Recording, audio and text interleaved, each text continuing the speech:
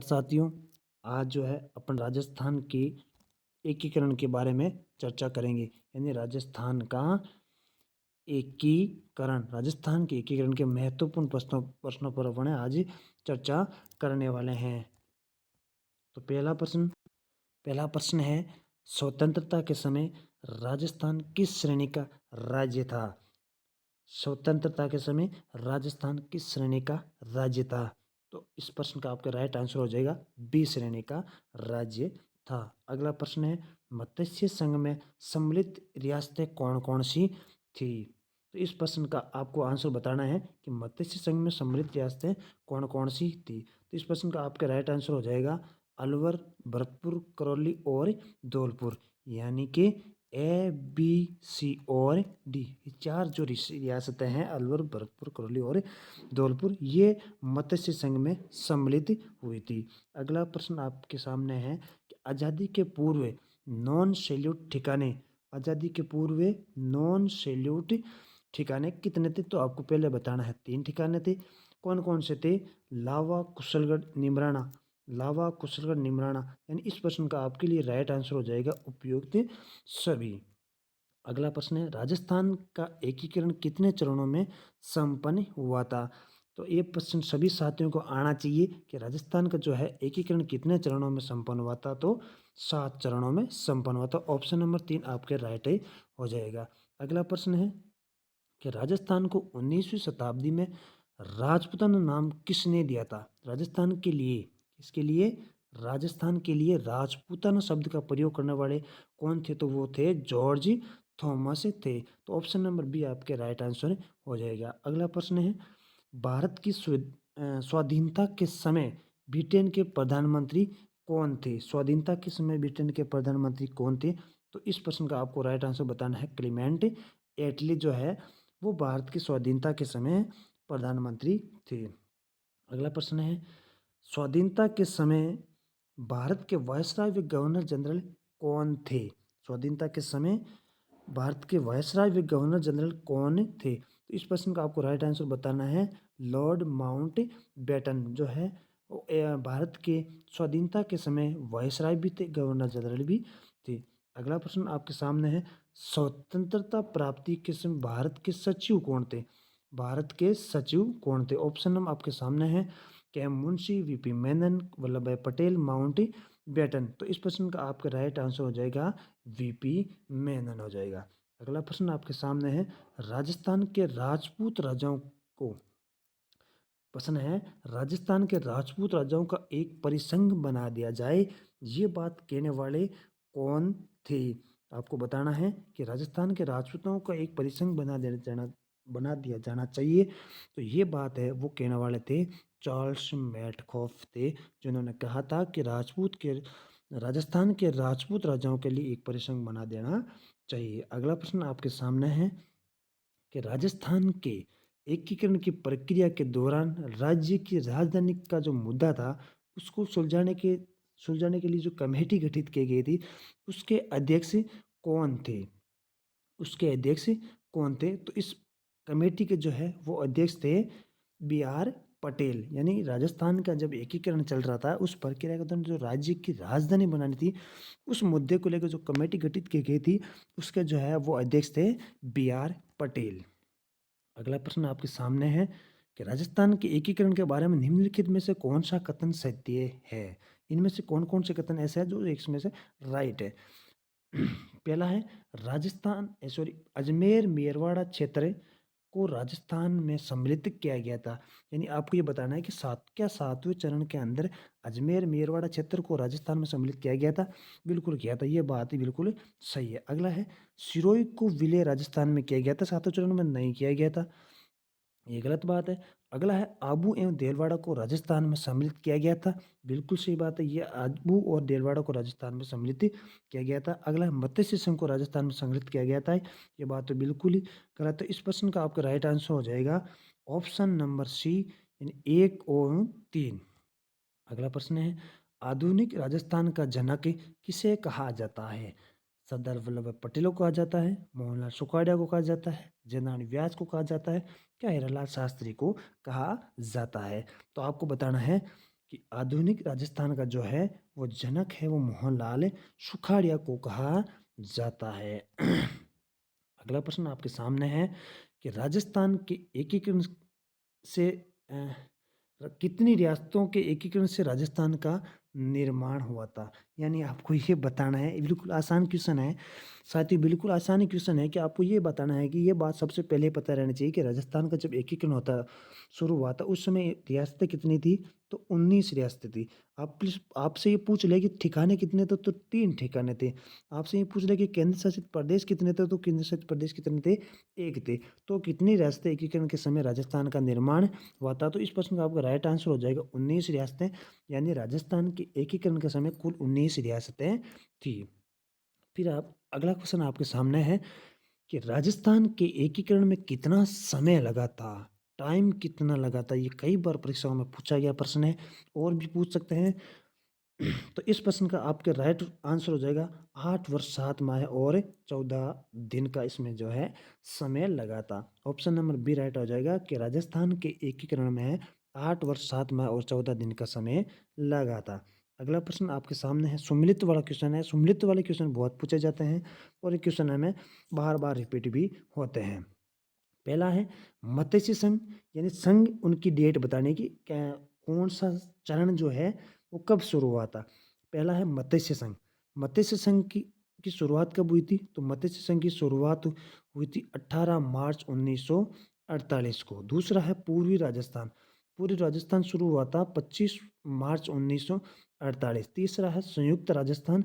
संयुक्त राजस्थान शुरू हुआ था 18 अप्रैल 1948। चौथा है बृहत राजस्थान। बृहत राजस्थान शुरू हुआ था 30 मार्च 1949 को, यानी याद रखना है 18, 25, 18, 30। ये चारों डेट आपको याद रखनी है। ये सम्मिलित वाला क्वेश्चन है। तो इस प्रश्न का आपका राइट आंसर हो जाएगा ऑप्शन नंबर 1, 4, 3, 2 और 1। सारी डेट मैं आपको बता दूं। सारी डेट है 18, 25, 18, 30, 15, 26 और 1। ये इनकी सारी डेट है। 48, 49 और अंतिम जो है 56 में हुआ था। अगला प्रश्न आपके सामने है कि निम्नलिखित में से राजस्थान के एकीकरण से संबंधित सम्मिलित नहीं है। सम्मिलित नहीं है कौन सा है वो आपको बताना है। पहला है अलवर, भरतपुर, धौलपुर मत्स्य संघ में बिल्कुल सम्मिलित है। झालावाड़, बूंदी, बांसवाड़ा, डूंगरपुर, कोटा, प्रतापगढ़, किशनगढ़, टोंक, शाहपुरा, कुशलगढ़ राजस्थान संघ में। अगला ऑप्शन है राजस्थान संघ व उदयपुर संयुक्त राजस्थान में। संयुक्त राजस्थान व मत्स्य बृहत राजस्थान में। ठीक है, ऑप्शन है इस आपको राइट आंसर बताना है। इस प्रश्न का आपके राइट आंसर हो जाएगा ऑप्शन नंबर डी, संयुक्त राजस्थान व मत्स्य संघ। ये आपके आंसर हो जाएगा। अगला प्रश्न है राजस्थान की किस रियासत को पंडित जवाहरलाल नेहरू ने विश्व का 8वां आश्चर्य कहा था? पंडित जवाहरलाल नेहरू ने कौन सी रियासत को विश्व का 8वां आश्चर्य कहा था? बीकानेर, जैसलमेर, जयपुर और कोटा। तो इस प्रश्न का आपके राइट आंसर हो जाएगा जैसलमेर। जैसलमेर को पंडित जवाहरलाल नेहरू ने विश्व का 8वां आश्चर्य बताया था। अगला प्रश्न आपके सामने है कि आज़ादी के बाद जोधपुर के कौन से शासक अपनी रियासत को स्वतंत्र इकाई रखना चाहते थे या अपनी रियासत को जो है वो अलग राज्य बनाना चाहते थे? तो इस आप प्रश्न का आपका राइट आंसर हो जाएगा महाराजा हनुवंश सिंह, ऑप्शन नंबर 1। अगला है कि रियासतों से संबंधित समस्याओं के समाधान के लिए दिए रियासती विभाग की स्थापना कब की गई थी? यानी रियासती विभाग शिकायत के लिए जो रियासती विभाग की स्थापना की गई थी वो स्थापना कब की गई थी? तो इस प्रश्न का आपके राइट आंसर हो जाएगा 5 जुलाई 1947 को जो है रियासती विभाग की स्थापना की गई थी।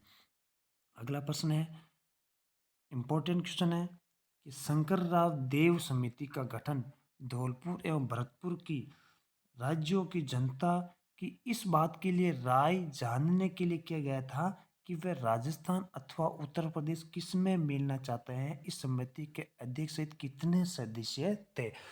शंकर देवराय समिति का गठन किया गया था वो इसलिए किया गया था कि जो धौलपुर और भरतपुर दो रियासतें थी, वो क्या उत्तर प्रदेश में मिलना चाहती है या राजस्थान में मिलना चाहती है। इसको लेके यह समिति का गठन किया गया था। तो उसमें जो है वो कुल कितने सदस्य थे। तो इस प्रश्न का आपका राइट आंसर बताना, आपको 4 सदस्य थे। अगला प्रश्न आपके सामने है कि मेवाड़ के शासक भोपाल सिंह मालवा वे गुजरात के राजाओं की संयुक्त बैठक बुलाकर कौन सा संघ बनाना चाहते थे।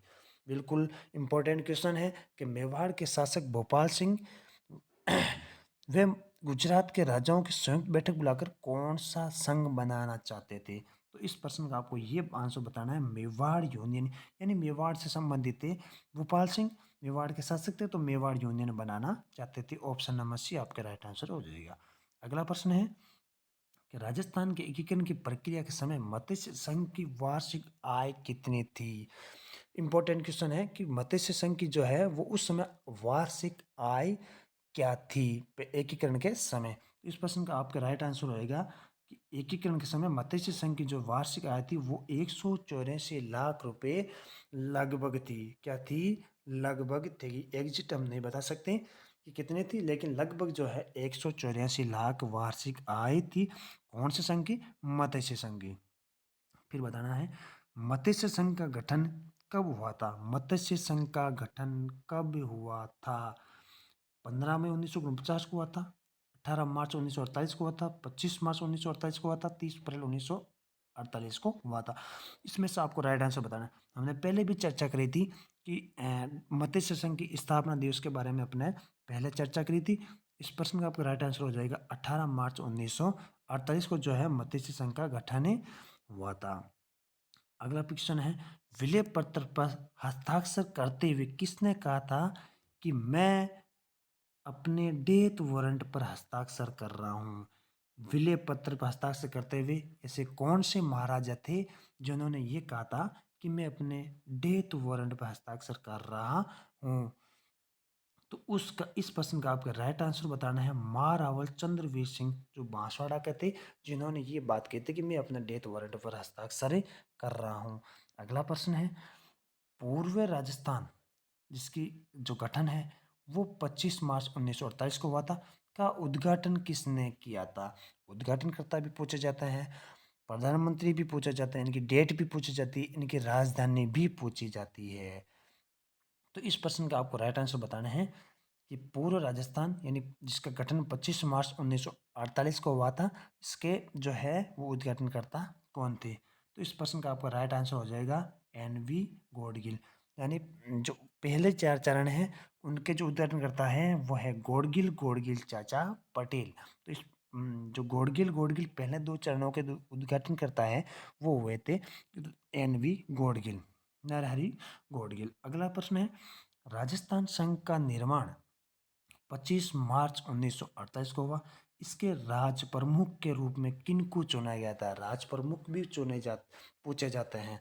तो पहला जो है उसके राज प्रमुख थे भीम सिंह थे कोठारी। अगला प्रश्न है अगला प्रश्न है 27 क्वेश्चन है प्रथम चरण को मत्स्य संघ नाम देने का श्रेय किसको जाता है। यानी पहले चरण का नाम दिया गया था मत्स्य संघ। मत्स्य संघ कौन सा चरण है?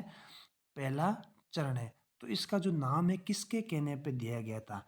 क्या वीपी मेनन के कहने पे दिया गया था, क्या सरदार वल्लभ भाई पटेल के कहने पे दिया गया था, क्या सुब्बाराव कुमावत के कहने पे दिया गया था, कि के एम मुंशी के कहने पर दिया गया था। तो इस प्रश्न का आपका राइट आंसर हो जाएगा के एम मुंशी। के एम मुंशी के कहने पर जो है इसका नाम जो है वो मत्स्य संघ दिया गया। तो इस प्रश्न का आपका राइट आंसर हो जाएगा ऑप्शन नंबर डी हो जाएगा के एम मुंशी। अगला प्रश्न आपके सामने है किस समिति को ध्यान में रखते हुए मत्स्य संघ को वृहत राजस्थान में मिलाया गया था। समिति का नाम बताना है कि किस समिति ने इसको जो है वृहत राजस्थान में मिलाया गया था। शंकर दयाल समिति, फैजल अली, सत्यनारायण कमेटी या उत्पीड़ित में से कोई नहीं। इस प्रश्न का आपके राइट आंसर हो जाएगा शंकर दयाल समिति के आधार पर मत्स्य संघ को वृहत राजस्थान में मिला दिया गया था। अगला प्रश्न आपके सामने है। प्रश्न क्या है कि राजस्थान के प्रथम राज्यपाल गुरमुख निहाल सिंह कहाँ के निवासी थे? क्वेश्चन कई बार एग्जाम में पूछा गया है कि जो राजस्थान के प्रथम राज्यपाल थे गुरमुख निहाल सिंह, वो कहाँ के निवासी थे? तो इस प्रश्न का आपका राइट आंसर बताना है, पंजाब के निवासी थे। अगला प्रश्न है, राजस्थान के एकीकरण के सप्तम चरण यानी जिसका गठन हुआ था 1 नवंबर 1956 है, यहाँ पे 58 नहीं है, 1 नवंबर 1956 को किन क्षेत्रों को सम्मिलित किया गया था? कि अंतिम चरण में कौन से क्षेत्र को सम्मिलित किया गया था? तो इस प्रश्न का आपके राइट आंसर हो जाएगा, अजमेर और आबू को सम्मिलित किया गया था। अंतिम चरण यानी 7वें चरण में अजमेर और आबू को सम्मिलित किया गया था। तो ये अपने 30 इम्पोर्टेंट क्वेश्चन करे हैं एकीकरण से संबंधित। और भी नेक्स्ट वीडियो के अंदर और राजस्थान के एकीकरण का एक और वीडियो लेकर आएंगे, उसमें कम से कम 50 क्वेश्चन अपन जो है सॉल्व करेंगे। धन्यवाद। जय हिंद। वंदे मातरम।